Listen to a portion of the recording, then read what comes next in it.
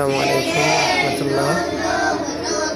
আমাদের মাদ্রাসায় উর্দুখানা ছাত্ররা তালিমুল ইসলাম প্রথম খণ্ডায় তাকরার করতেছে।